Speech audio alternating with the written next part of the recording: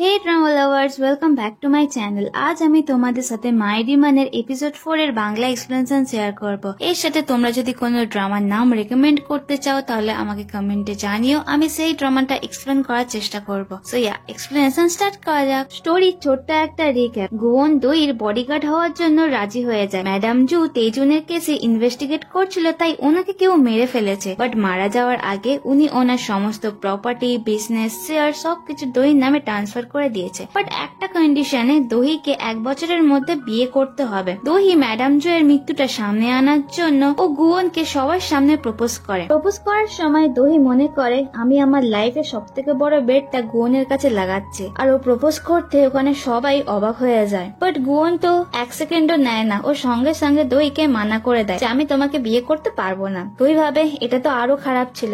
সেখন ওর কাছে আসতে দহি বলে তুমি প্লিজ এটা থেকে দূরে থাকো। দেন দহি ফিন্ডল থেকে চলে যাচ্ছিল। গুয়ন ওর পিছনে যায়। দহি বলে তুমি আবার আমাকে ফলো করছো কেন? গুয়ন বলে তোমাকে প্রোটেক্ট করার জন্য, আমি তোমার বডিগার্ড। আমি আমার কাজ আর পার্সোনাল লাইফ আলাদা রাখি। দেন একটা স্মাইল করে, যেটা দেখে দহি ভাবে আমি এবার পাগল হয়ে যাব। দহি রেগে ফিন্ডল থেকে চলে যাচ্ছিল, আর গুয়ন ওর পিছনে সব ক্যামেরাম্যানদের ফটো তুলতে মানা করে। এখানে জু ফ্যামিলি মেম্বারদের ফেস দেখার মতো ছিল, ওদের সবার মাথায় হাত পড়ে যায়। এরপর ওরা মায়ের অফিসে এসে দহির নামে পিএনপিসি করে। সোহা বলে দহি চেয়ারম্যান হওয়ার জন্য হঠাৎ করে ওই ছেলেটাকে প্রপোজ করলো, আর সোহা তো খুব চেঁচামেচি করছিল। সোকমিন ওকে জানায় অলরেডি কিছু শেয়ারস আমাদের নামে রয়েছে, আর মায়ের নামে যে শেয়ারস গুলো ছিল ওটা উনি দহিকে ট্রান্সফার করে দিয়েছে, সো এখন কিচ্ছু করতে পারবো না। কিমসেরা ওর হাজবেন্ডকে বলে এবার কি করবে। সোকমিন মায়ের চশমা দেখে 12 বছর আগের কিছু কথা মনে করে। ও ড্রিঙ্ক করে একটা কার অ্যাক্সিডেন্ট করেছিল, বাট ওর মা ওকে সাপোর্ট না করে ওকে সাজা দিয়েছিল, আর এখনো ওর মা যেটা করেছে তার জন্য সোকমিন রেগেছিল। ও বলে মা যদি এটাই চাই তাহলে এটাই হবে। বাট সোকমিনের ফেস দেখে বোঝা যাচ্ছে ও কতটা রেগে রয়েছে, আর ও কিছুতে একটা প্ল্যান করেছে। আর অন্যদিকে সোকমিনের ছেলে ডোগিয়মকে ম্যাডাম জু এর নিচের হাউসে সিগারেট খেতে দেখি। সো বোঝা যাচ্ছে দহির আশেপাশের লোকজনগুলো ওর জন্য কতটা ডেঞ্জারাস। গাড়ির মধ্যে গুয়ন দহিকে জিজ্ঞাসা করে তুমি আজ পিছনে বসেছো কেন? দহি বলে আমার সিট সবসময় পিছনে ছিল।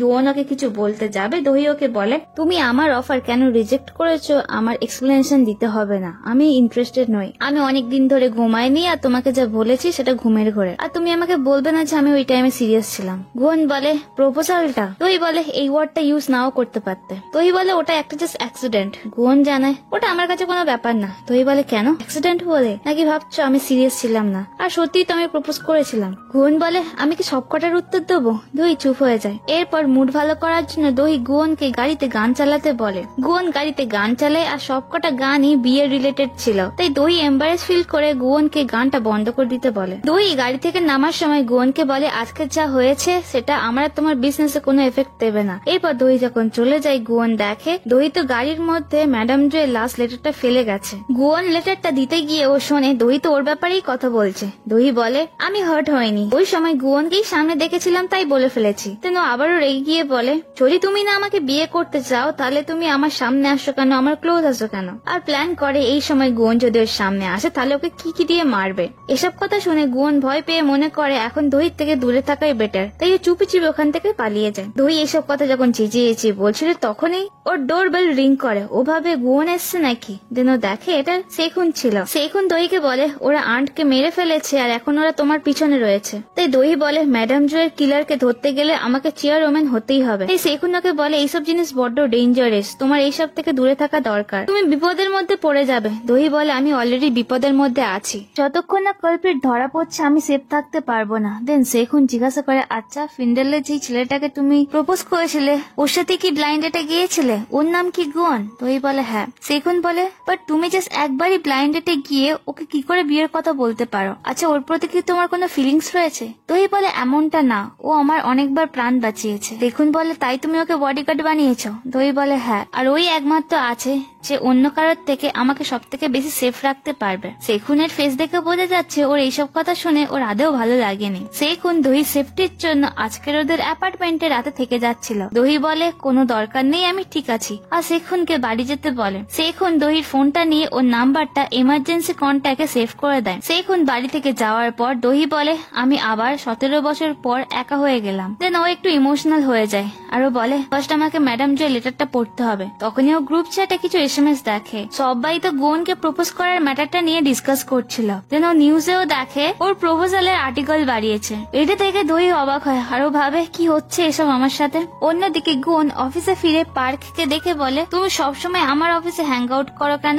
পার্ক বলে, কারণ তোমার অফিসটা আমার অফিসের থেকে ভালো। দেন ও গুয়নকে ফিন্ডেলে কি খেতে দিয়েছে জিজ্ঞাসা করে। গুয়ন বলে, ওটা ফিন্ডেল ছিল না, পার্টি ছিল, সারপ্রাইজ পার্টি। মানুষের লোভের কোনো শেষ নেই। এখন আমি ওর বডিগার্ড আর ও আমাকে বিয়ে করতে চাইছে। পার্ক বলে, কে? গুয়ন বলে, কে আবার? দহি, ও আমাকে প্রপোজ করেছে। পার্ক তো শুনে অবাক হয় আর বলে, তাহলে মুভির স্টোরিটা সত্যি। দেন পার্ক গুয়নকে একটা মুভি দেখায়। মুভির নাম বডিগার্ড। একটা সিঙ্গার আর ওর বডিগার্ডকে নিয়ে এই মুভিটা। ফার্স্ট ওরা দুজনে একে অপরকে পছন্দ করতো না, বাট পরে প্রেমে পড়ে যায়। দেন গুয়ন বলে, বাট আমাদের কেসটা তো এমনটা না। দহি ওকে বলেছে ওই সময় ও যা যা ওকে বলেছে সবকিছু ঘুমের মধ্যে আর সিরিয়াস ছিল না। দেন পার্ক ওকে জানায়, কোনো মানুষ যদি ঘুমের মধ্যে বা ড্রাঙ্ক হয়ে কোনো কথা বলে তাহলে সেটাই তার সত্যি ট্রু ফিলিংস। দেন পার্ক ওকে বডিগার্ডের রুলস বলে। রুল নাম্বার 1, কখনোই তাকে নিজের চোখের থেকে আড়াল করবে না। রুল নাম্বার 2, কখনোই তার থেকে দূরে সরে যাবে না। আর রুল নাম্বার 3, যেটা সবথেকে ইম্পর্টেন্ট, তার কখনোই প্রেমে পড়বে না। আর এটা নাকি পার্কের ফেভারিট মুভি। ও বলে, আমাকে তো বাটলার না হয়ে বডিগার্ড হওয়ার দরকার ছিল। গুয়ন বলে, ভালোবাসা হলো দুর্বলতা, মানুষ এমনিতেই বোকা আর এই ভালোবাসার চক্করে আরো বোকা হয়ে যায়। পার্ক বলে, তুমি এমনটা বলছো কারণ তুমি কখনো তেমন ধরনের ভালোবাসাই পাওনি, না হলে তুমি গার্ডিয়ান হতে, ডেমন হতে না। গুয়ন পার্ককে চুপ করিয়ে টেবিলের ওপর পেপারগুলো দেখিয়ে বলে, ওই যে পেপারের টাওয়ারটা জমেছে ওই কাজগুলোকে শেষ করো। পার্ক বলে, আমার তো সব কাজ শেষ হয়ে গেছে, এগুলো তো তোমার কাজ। গুয়ন বলে, এগুলো সব আমাকে করতে হবে? এরপর গুয়ন কাজ করছিল। এতদিন ধরে গুয়ন তো পাওয়ার ইউজ করে সব পেপারগুলো সাইন করতো। দেন পার্ক ওকে জিজ্ঞাসা করে, এবার তুমি কি করবে, মানে দহির ম্যাটারটা, ওর প্রপোজালটা? গুয়ন বলে, আমি কি পাগল যে আমি ওকে বিয়ে করব? আমি ডিমেন হয়ে নর্মাল মানুষকে বিয়ে করা মানে যে মাংস খেতে ভালোবাসে সেই মুরগিকে বিয়ে করছে। এটা শুনে পার্ক যাদের মাংস খায় মানে চিকেন, বিফ, পোর্ক সবাইকে সরি বলে। গুয়ন বলে, আমি এইসবের মধ্যে পড়তে চাই না, আমি জাস্ট ফুল মুন পর্যন্ত অপেক্ষা করব, তারপর আমি নিজের ট্যাটু পেয়ে যাব। তখনই গায়ং খুব রেগে ওখানে এসে বলে, দহি যাকে প্রপোজ করেছে সেটা কি তুমি? পার্ক আর গুয়ন ওকে দেখে ভয় পেয়ে যায়। আর তখনই দহি ফোন করে। গুয়ন কলটা রিসিভ করে আর দহি বলে, এক্ষুনি দেখা করো। গুয়ন দহির সাথে দেখা করে। দহি সানগ্লাস পরেছিল, তাই গুয়ন ওকে জিজ্ঞাসা করে, তুমি এখন সানগ্লাস পরেছো, তুমি কি নিজেকে ফেমাস ভাবো?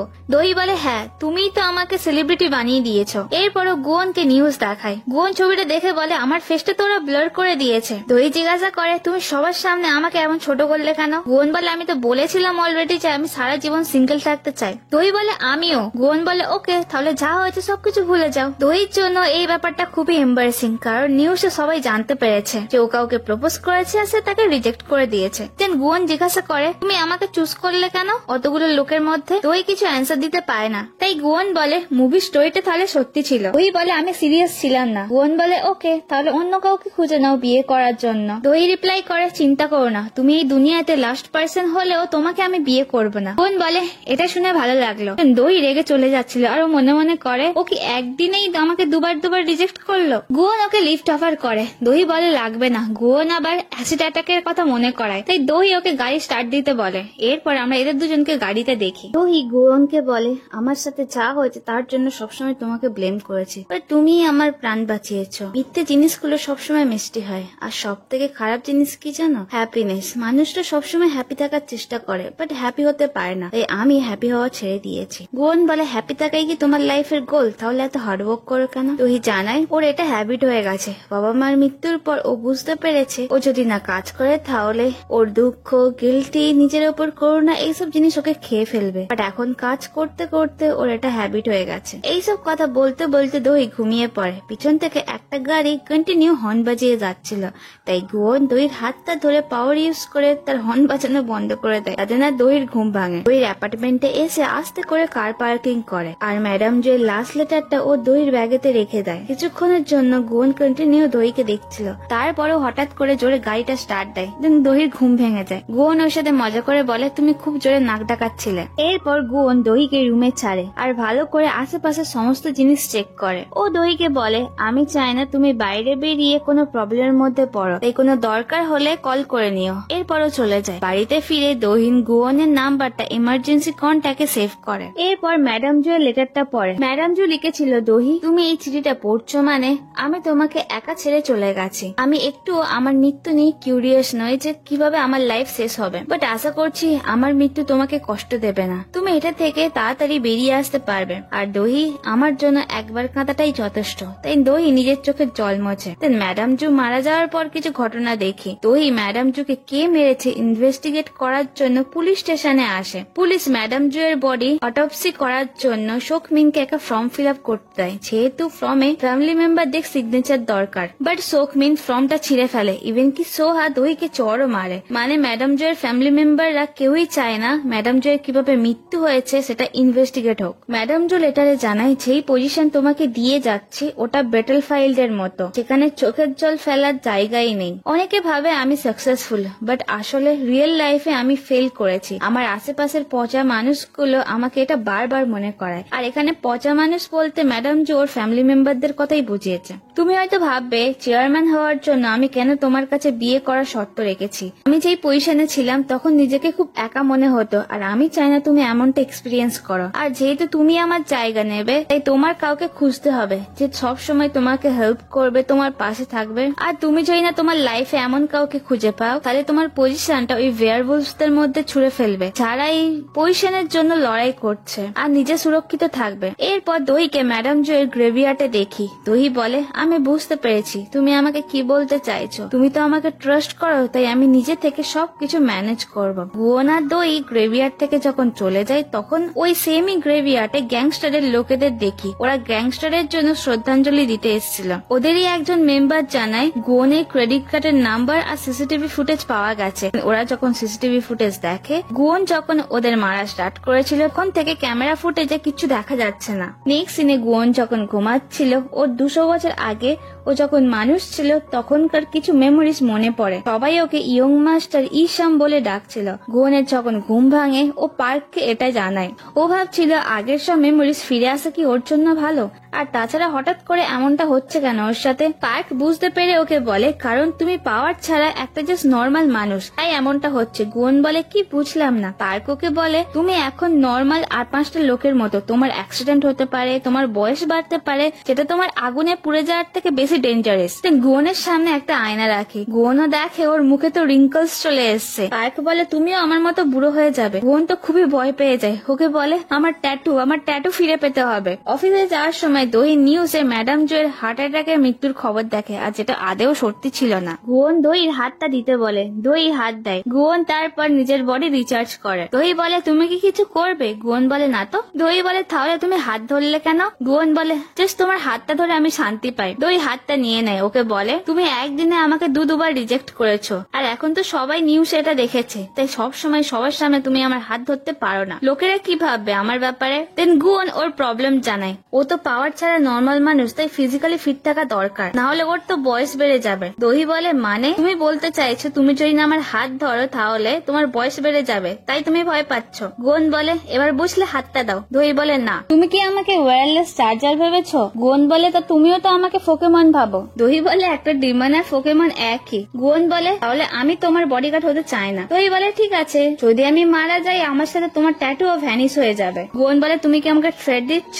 আমি কেন নিজেকে রিচার্জ করতে পারবো না? দহি বলে, এটা সবসময় করা যাবে না। দেন গুয়ন এক্সাইটেড হয়ে বলে, তাহলে কখন করব? এরা যখন গাড়ির মধ্যে আর্গিউ করছিল, সেই ভিখারিটা ওদের দুজনকে দেখে বলে, ভালো সময় সবসময় অল্পক্ষণের জন্য থাকে। সো এই লেডিটা এই স্টোরির মধ্যে কি করছে বা এই লেডিটা কে, হয়তো স্টোরিতে আমরা পরে জানতে পারবো। অফিসে ঢোকার সময় গুয়নের চোখ সব সময় দহির হাতের দিকেই ছিল। ও বারবার দহির হাতটা ধরার চেষ্টা করছিল, বাট দহি নিজের হাতটা ধরতে দেয় না। লিফটে গুয়ন বয়স বাড়ার একটা অ্যাড দেখে ভয় পেয়ে যায়, আর দহির হাতের দিকে তাকালে দহি নিজের হাতটা গুটিয়ে নেয়। অফিসের মিস দহিকে জানায় উনি ম্যাডাম জু এর অফিসের সমস্ত সিসিটিভি ফুটেজ এনেছে। এরপর দহি দেখে অনেক ভিডিও ফুটেজ, তাই ও গুয়নের পাওয়ার ইউজ করে সব ভিডিও ফুটেজ এক এক করে দেখতে থাকে। গুয়ন তো খুব ইরিটেটেড ফিল করে। ওর ভিডিও ফুটেজ দেখতে দেখতে চোখ ব্যথা করে। ও দহিকে বলে, আমি তোমার বডিগার্ড নাকি প্রাইভেট ডিটেকটিভ? এত কাজ আমার দিয়ে করাচ্ছ, আমার আর ভালো লাগছে না। অন্য কোনো কোনো রাস্তা বার করতে হবে। দহি বলে কিভাবে? গুয়ন বলে যে তোমার উপর অ্যাটাক করেছে তাকে আমার পাওয়ারের হেল্পে খুঁজে বার করব। দহি বলে সত্যি? গুয়ন বলে হ্যাঁ। দহি বলে তো তুমি আগে বলনি কেন? গুয়ন বলে তো তুমি আমাকে আগে জিজ্ঞাসা করনি কেন? দহি বলে এতক্ষণে তাহলে আমরা যা করলাম সবটাই বেকার। যে আমাকে মারার চেষ্টা করেছে ওকে খুঁজে বার করলে মেন কালপ্রিটটা পাওয়া যাবে আর সব প্রবলেম সলভ। আর গুয়নকে সঙ্গে সঙ্গে পাওয়ার ইউজ করতে বলে। গুয়ন আর হাতটা ধরতে যাচ্ছিল বাট থেমে গিয়ে বলে এক সেকেন্ড, কালপ্রিট যদি একবার ধরা পড়ে যায় তাহলে আমাকে তো আর তোমার লাগবে না, বাট তারপরেও তোমাকে আমার লাগবে। আর তোমার যদি অ্যাটিটিউড চেঞ্জ হয়ে যায়। দহি বলে তুমি কি আমাকে বিশ্বাস করো না? গুয়ন বলে না। তাই দহি প্রমিস করে কালপ্রিট ধরা পড়ে যাওয়ার পর তোমাকে ট্যাটু ফিরিয়ে দিতে হেল্প করব। বাট তারপরও গুয়ন বলে আর একটা জিনিস, আমি নিজেকে চার্জ করব যখন মনে হবে তখন, যেই দেখুক না কেন। দহি তাতেও রাজি হয়ে যায়। এরপর গুয়ন কিলারের ফটো মনে করে ও চুটকি বাজায়, বাট ওরা টেলিপোর্ট হয় না। গুয়ন তো অবাক হয়ে যায়।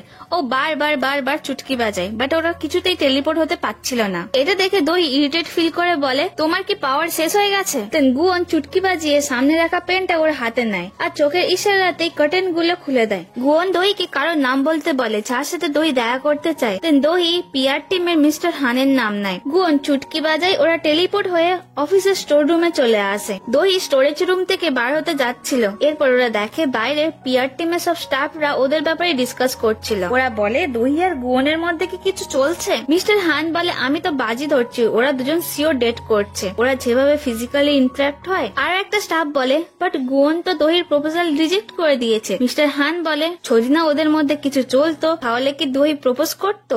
মিস্টার হান বলে ওয়ার্ক প্লেসের রোম্যান্স খুব এক্সাইটিং ব্যাপার, সিক্রেটলি হাত ধরা, চোখে চোখে কথা বলা, সিক্রেটলি ফিজিক্যালি টাচ। বাইরের স্টাফ গুলো এদের ব্যাপারে যা যা বলছিল এদের সাথে তেমনটাই হয়। স্টোর রুমে এরা দুজন খুবই ক্লোজ ছিল। স্টাফদের কথা শুনে এরা দুজন খুব অকওয়ার্ড ফিল করে।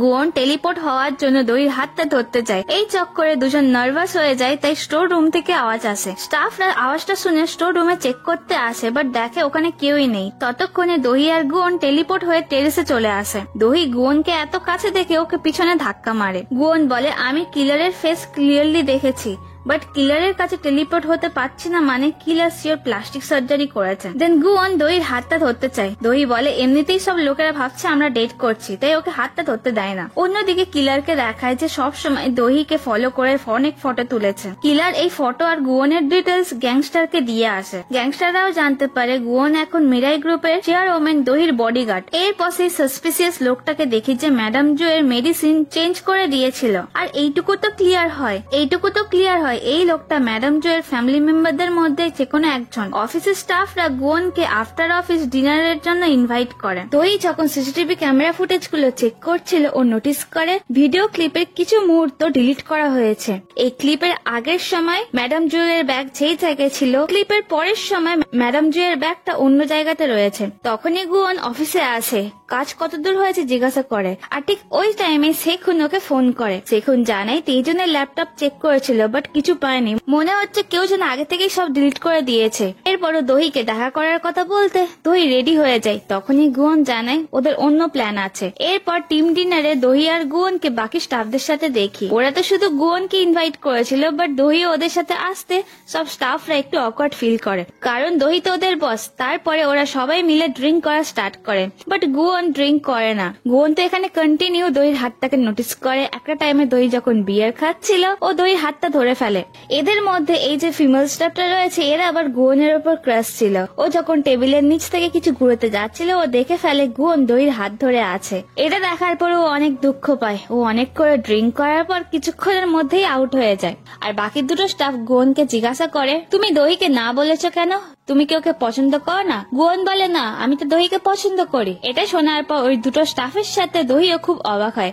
দেন গুয়ন বলে যারা পোর্ক খেতে ভালোবাসে তারা কি শুয়োরকে বিয়ে করে? এটা শোনার পর দহি খুব হট হয়। গুয়ন আর দহি যখন রেস্টুরেন্ট থেকে বাড়ি আসছিল, গুয়ন দহির হাতটা ধরতে চায়, বাট দহি ওর হাতটা ধরতে দেয় না। তাই গুয়ন রেগে বলে আমি কখন নিজেকে চার্জ করব। এই সময় দহি তো খুব রেগে গেছিল আর সামনে একটু এগিয়ে গিয়ে বলে আমিও তো মানুষ, আমার কিছু ইমোশন আছে। দেন ও পিছনে ফিরে দেখে গুয়ন ওখানে নেই। গুয়নও রেগে দহির থেকে দূরে যাচ্ছিল, তারপর রিয়েলাইজ করে দহিকে একা ছাড়াও ঠিক হয়নি। দেন ও যখন দহির কাছে আসছিল ও দেখে কিছু লোক ওকে ফলো করছে, আর গুয়ন ওদের দেখে বুঝতে পারে ও রেস্টুরেন্টে এইসব লোকেদেরই মেরেছিল। তখনই দহি ফোন করতে গুয়ন ওর ফোনটা রিসিভ করবে আর পিছন থেকে কেউ ওকে মাথায় মারে, তাই ফোনটা ভেঙে যায়। গুয়ন বুঝতে পারে না এখন কি করবে। ও সামনে একটা নিউজ পেপার পড়ে দেখে ওটাকে ফোল্ড করে। গ্যাংস্টার লোকেরা এই নিউজ পেপার দেখে আবার ভয় পেয়ে যায়, কারণ লাস্ট টাইম রেস্টুরেন্টে গুয়ন এই নিউজ পেপার দিয়ে ওদের মেরেছিল। গুয়ন একটু স্টাইল মেরে ওদের মারতে যাবে, বাট নিউজ পেপারটা হাওয়ায় উড়িয়ে ওখান থেকে পালায়। গুয়ন ওখান থেকে পালানোর চেষ্টা করে, কিছুক্ষণের মধ্যে সব গ্যাংস্টারের লোকেরা ওকে ঘিরে ফেলে। ওই লোকেরা গুয়নের মাথায় মারে, গুয়নের অনেক রক্ত ঝরছিল। তখনই দহি ওর সামনে চলে আসে। দহিকে দেখে গ্যাংস্টার জিজ্ঞাসা করে এটা আবার কে? দহি বলে আমি আমার বডিগার্ডের বডিগার্ড। এরপর ওর কাছে যে সমস্ত জিনিস ছিল, মানে বন্দুকের মতো দেখতে একটা স্প্রে নিয়ে গ্যাংস্টারদের লোকেদের চোখে দিয়ে দৌড়ে দৌড়ে গুয়নের কাছে যায়। গুয়ন দহির হাতটা ধরে প্রথমে নিজে যে আঘাত পেয়েছিল ওটা আগে সারিয়ে নেয়। এরপর দহিকে জিজ্ঞাসা করে তুমি ট্যাঙ্গো ডান্স করতে পারো? ট্যাঙ্গো করার সময় সব থেকে ইম্পর্টেন্ট হলো নিজের পার্টনারকে ভরসা করতে হবে। এরপর গুয়ন ম্যাজিক করে, ওখানে অটোমেটিকলি লাইট গুলো জ্বলে, অটোমেটিকলি গান স্টার্ট হয়, আর অটোমেটিকলি গ্যাংস্টারের সব লোকেরা নাচতে শুরু করে। ওরা ট্যাঙ্গো ডান্স করার সময় এক একটা মুভ করার টাইমে এক একটা গ্যাংস্টারদের মারে। কখনো দহি গ্যাংস্টারদের থাপ্পড় মারে, কখনো গুয়ন ওদের সাথে ফাইট করে। এদের ফাইট শেষ হয়, দেন এদের ডান্সও স্টপ হয়, আর ওখানে অনেক ফুলের পাপড়ি দহি আর গুয়নের ওপর পড়ে। এই সময় গুয়ন পার্কের বলা বডিগার্ড হওয়া 3টে রুল মনে করে। রুল নাম্বার 1, কখনোই তাকে নিজের চোখের থেকে আড়াল করবে না। রুল নাম্বার 2, কখনোই তাকে নিজের থেকে দূরে সরিয়ে রাখবে না। আর রুল নাম্বার 3, কখনোই তার প্রেমে পড়বে না। সো ড্রামা লাভার্স, এখানে এই এপিসোডের এক্সপ্লেনেশনটা শেষ হচ্ছে। আই হোপ তোমাদের স্টোরিটা খুব ইন্টারেস্টিং মনে হচ্ছে। স্টোরিটা সবে যে শুরু হয়েছে, এখনো অনেক টুইস্ট বাকি রয়েছে। সো দেখতে থাকো, দেখা হচ্ছে নেক্সট ভিডিওতে। Till then tata.